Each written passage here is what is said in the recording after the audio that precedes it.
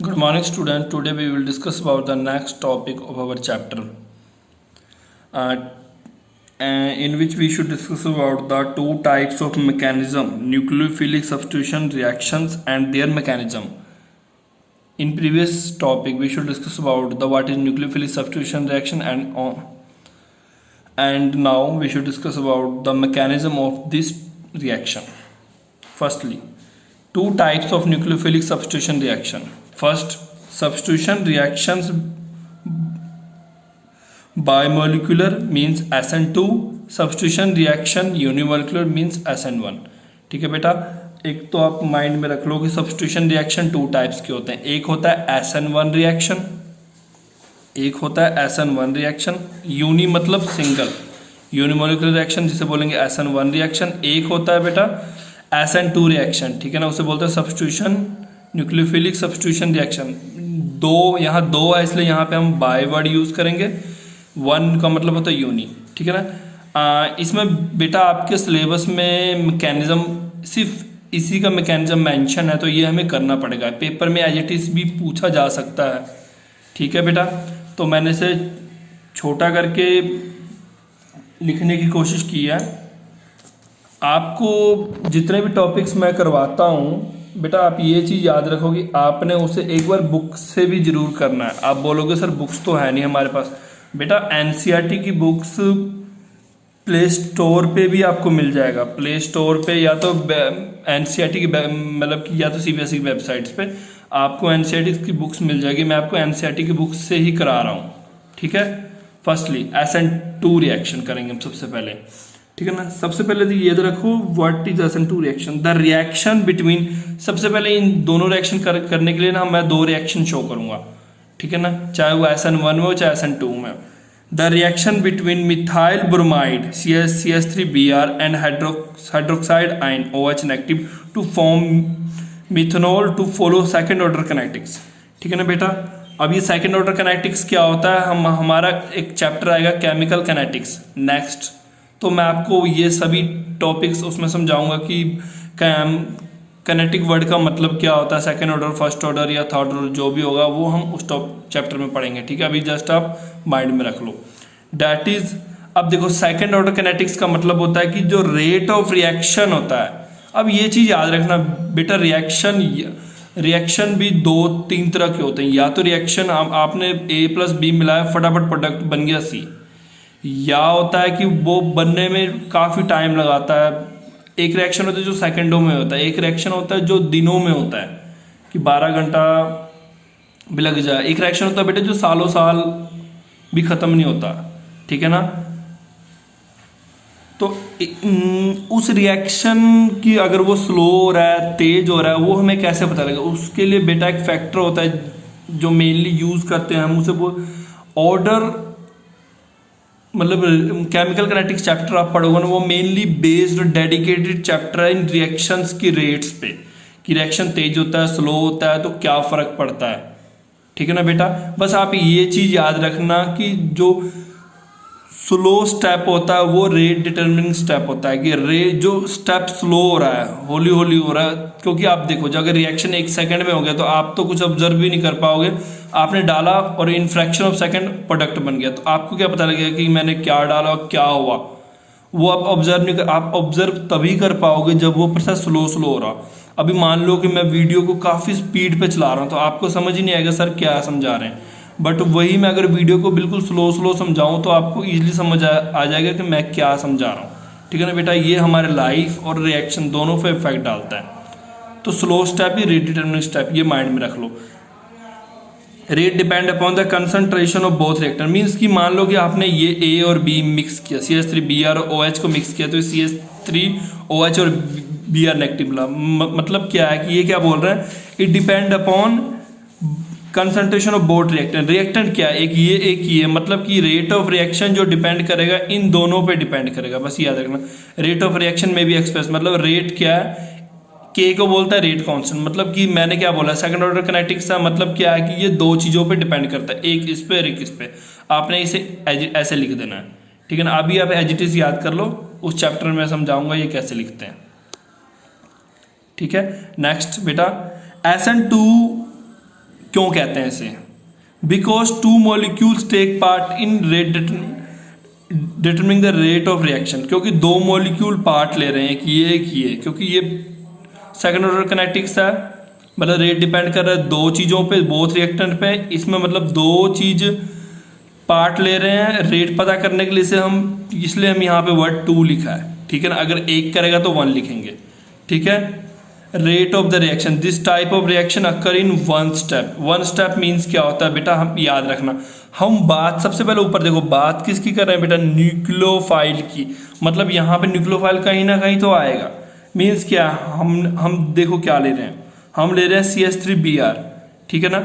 अब मान लो मैं रिएक्शन लेता हूँ CH3, 2H लगा है, CH3 CH2Br लेता हूँ, ठीक है ना। मैं इसमें आप बोलोगे सर ये तो अलग तरह का, ये एक को बोलते हैं डैश, एक को बोलते हैं वेज। आपने +1 की some basic concept of organic chemistry के चैप्टर में पढ़ा होगा, डैश क्या होता है, वेज।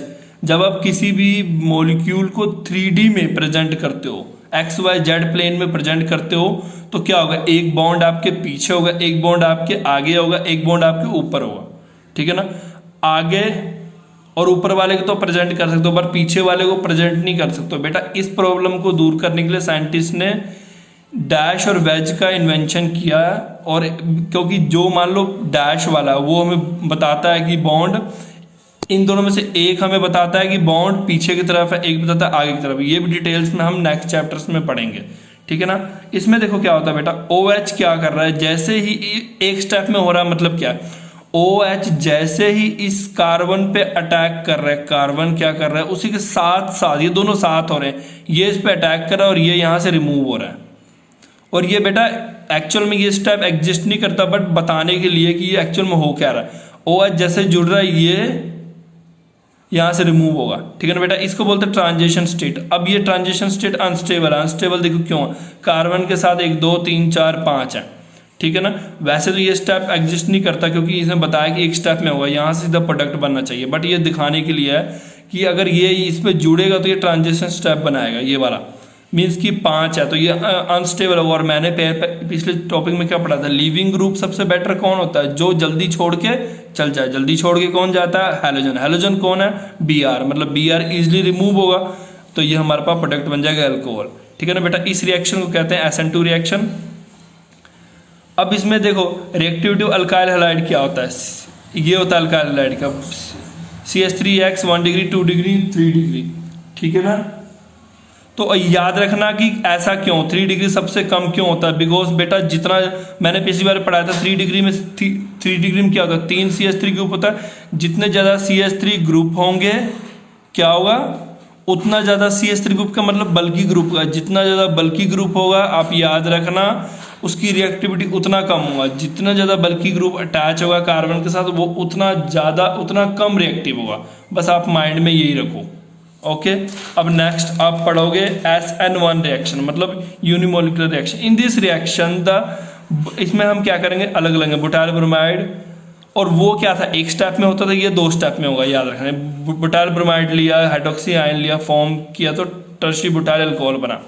इसमें देखो क्या है, rate of reaction depend on only reactant, मतलब सिर्फ इस पे डिपेंड करेगा रिएक्टर, CH3Br पे डिपेंड करेगा, ठीक है ना। और ये इस पर अटैक करेगा तो ये प्रोडक्ट हमारे पास ये बनाएगा, ठीक है बेटा।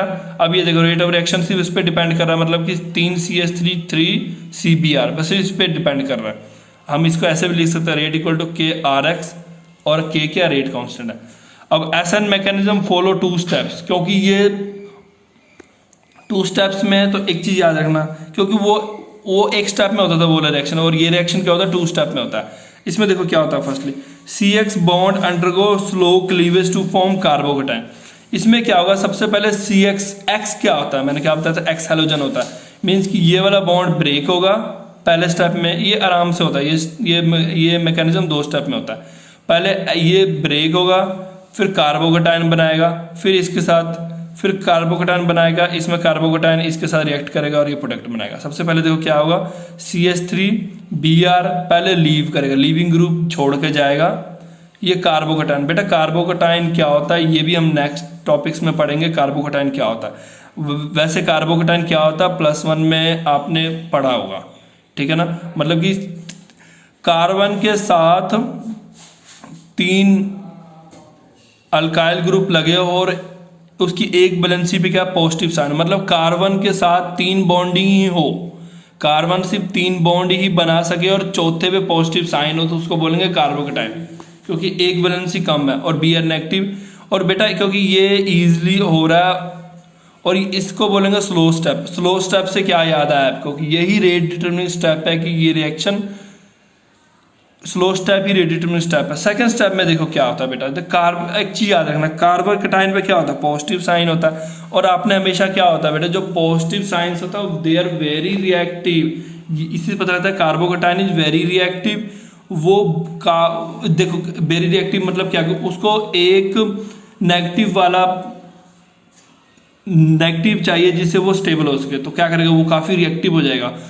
It readily react with nucleophile, वो फटाफट रिएक्ट कर न्यूक्लियोफाइल प्रोडक्ट फॉर्म करेगा CH3, क्योंकि देखो पहले उसके ऊपर पॉजिटिव चार्ज है, पहले ही इसके ऊपर क्या है पॉजिटिव चार्ज है, ये फटाफट आएगा और कहेगा कि तू OH नेगेटिव तू मेरे साथ रिएक्ट कर, और OH नेगेटिव इसके साथ रिएक्ट करेगा और क्या बनाएगा प्रोडक्ट बनाएगा, और ये होगा फास्ट स्टेप। क्योंकि fast step rate determining step नहीं होता, ये रिएक्शन इतना स्पीड होता है कि हमें कुछ पता नहीं लगता। स्लोवेस्ट स्टेप ही rate determining step means the first rate determining step, उसी से पता लगता है कि रेट ऑफ रिएक्शन कैसा है, ठीक है ना। First step is the rate determining step and it depend only on one reactor, that is it is first order reaction, ठीक है बेटा। अगर आपको इस टॉपिक में कुछ नहीं समझ आया तो आप इन बिटवीन लेक्चर मुझे कॉल कर सकते हो। Okay, thank you.